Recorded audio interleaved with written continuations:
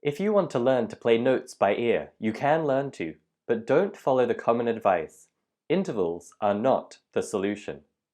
Learning to recognize notes by ear is a dream for many musicians, to hear music and be able to name, play, or write down the notes you heard.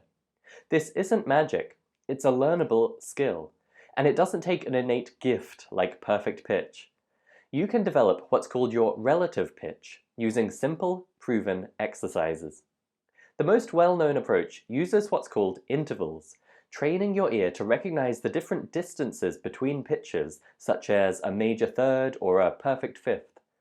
The interval approach has some strengths, but it's actually not the best way to quickly learn a useful level of relative pitch. What you'll find if you study intervals is that you can get very good at recognizing intervals, but it's actually then very difficult to put it into practice when you have a real melody or you try to improvise something.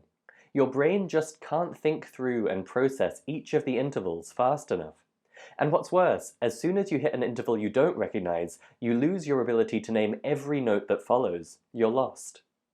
If you want relative pitch to play by ear, write down music, improvise, or write your own music, then there's another approach that will get you there much faster and give you a much more reliable ability to recognize notes by ear.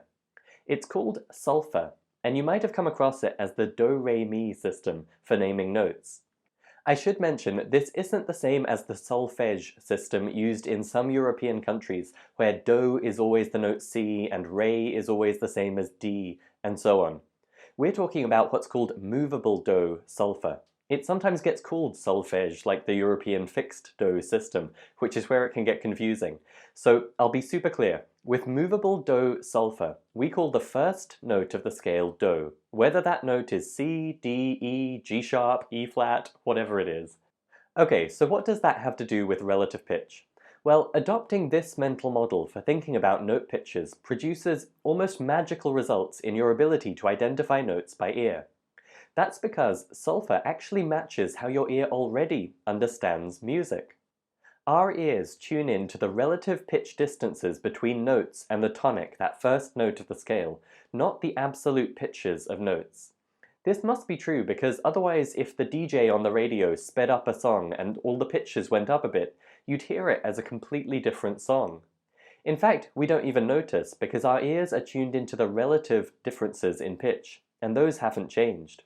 If I sing, say, Mary Had a Little Lamb, do do do do do do do, and then I sing it again, starting on a different pitch, do do do do do do do, you still hear it as the same song, even though literally every note pitch has changed.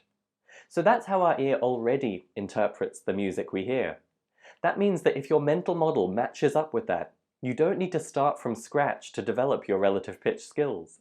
You can leverage the work you've already been doing for years, passively training your ears to instinctively understand how music works. The result is that learning the solfa mental model can be done fast. We're talking a few weeks to get to a decent standard, and it pays off immediately. That means it's far more effective and rewarding than the interval approach for the practical skills like playing by ear or improvising. As I said before, intervals aren't bad or wrong. They have real strengths in certain contexts, and the great thing is they're totally compatible with and complementary to solfa, so you don't need to choose one or the other.